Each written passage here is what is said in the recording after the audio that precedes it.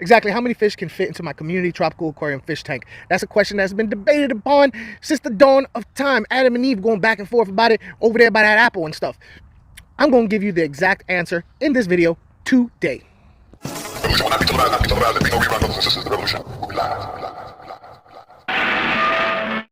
So let's talk about the actual aquarium, okay? The physical aquarium. When you're doing a community tank, right? What you want to think about is levels, all right? All fish have a place in the aquarium that they like to be in. For instance, there's the top level right here, there's the middle, and then there's the bottom. You want to try and get fish that use all three levels, or individual fish that swim in one level and a different type of fish that swim at the top level and the bottom level, so that you can go ahead and put as many fish as possible in there. I actually did a video recently going over this question, and I took it down within about 15 minutes because I wasn't happy with it. I felt like it raised more questions than answers. And I just was not happy with the outcome. I felt like you guys would have been a little bit more confused. So I took it down, and I'm going at it again. That's the problem with this question.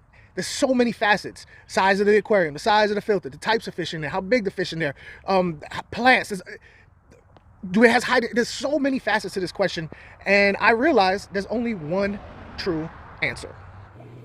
Actual physical swimming space is also a consideration. Yeah, you can physically put a fish X amount of size in an aquarium, X amount big, but do they really have room to run and spread their wings? So when you're talking about aquarium size and how many fish you can put in there, you got to think about, do they have room to roam? You know what I mean? Now, I think a lot of people get mixed up with, yeah, this fish has a lot of room to roam, but it has to, navigate in between all these other fish. I really don't think with community fish, them having to swim in between all these other fish to roam is really a big deal.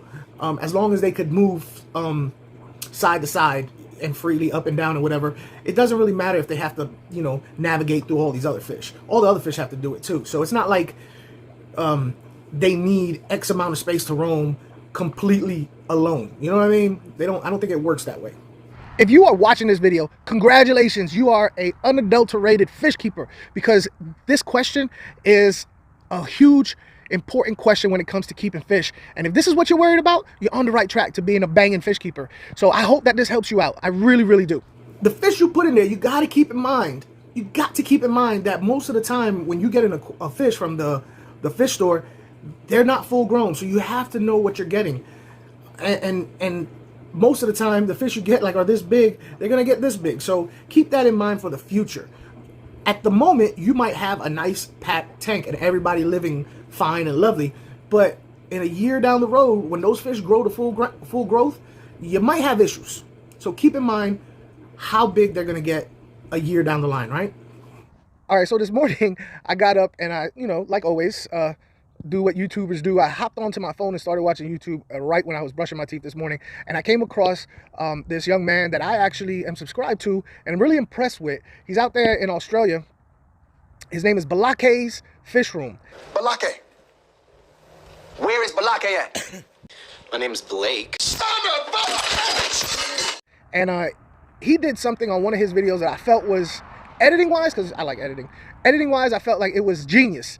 And what he did was he used the reflection as part of his video. A lot of times you'll see people say, sorry for the reflection, sorry for the glare. Well, he actually used that, and it came out really cool.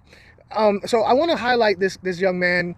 He's growing his fish room out. He's got some big old tanks and some haciendas and stuff like that. So go check him out. Let him know Aquafunk sent you. And like I said, if I see a video that really piques my interest, or something that they did, like what he did with his reflection, I can't help but give props. So Balake, yo, I'm going to show you a little bit of what I'm talking about. I hope you don't mind. I didn't ask him. I'm just going to do it. I'll take it down if he don't like it. Maybe not. So these sponge filters that you can see here, so these are the really dirty sponge filters that were in this 4-foot tank. That was the spare nasties. So I just wanted to show you what we're doing while we're doing it.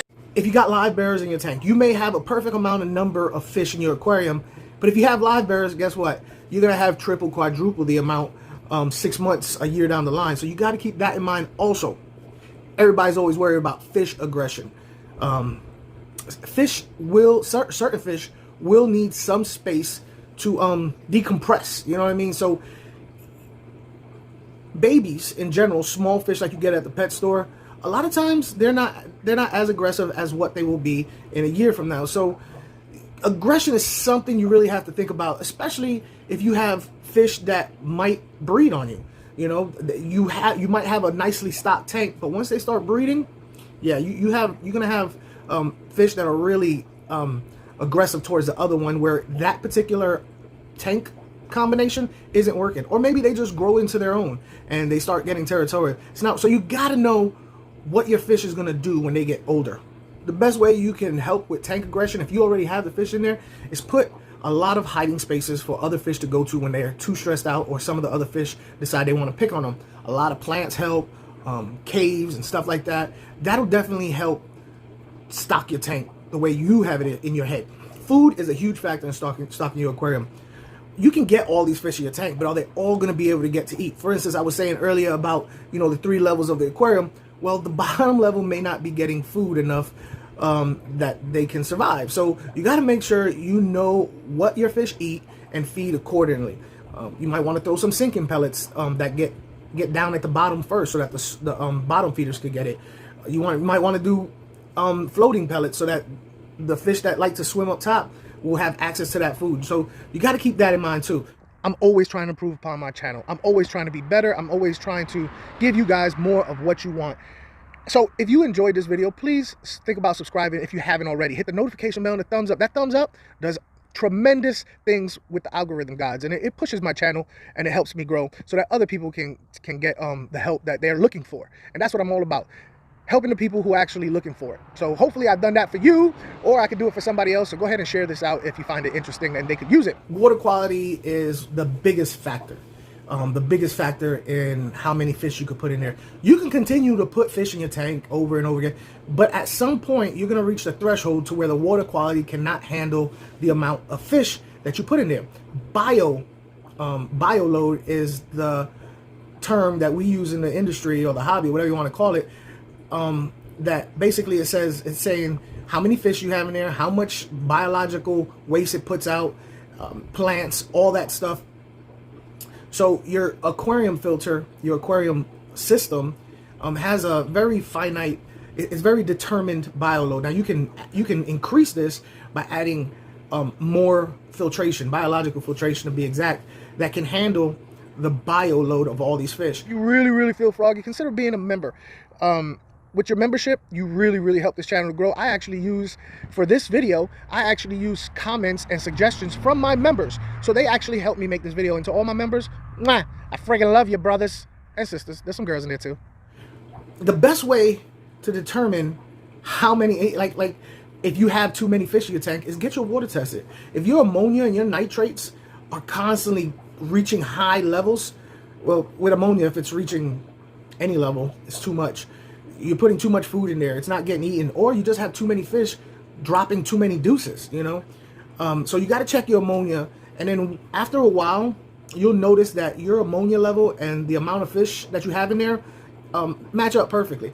If they match up perfectly and you still want to get more fish, go ahead, try putting more fish in there. But once that ammonia level starts fluctuating up, back off on those fish, because you're reaching the threshold of how many fish you can put in that aquarium. And I also do something that I'm very proud of, a channel members podcast, which gives you more of me unfiltered. It's unfiltered funk. Who can't use a little unfiltered funk in their life, right? The number one way you can determine if you have how many fish you can put in your aquarium, and listen up very closely. The number one person that can answer that question for you 100% is the dude in the mirror.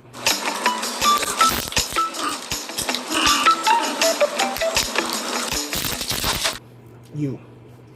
Only you have access to your aquarium. I don't.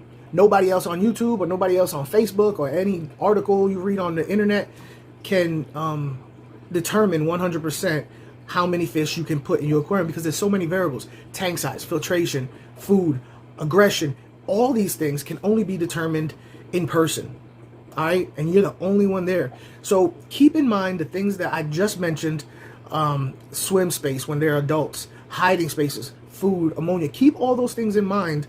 Then you make the best determination for your aquarium. It's your aquarium.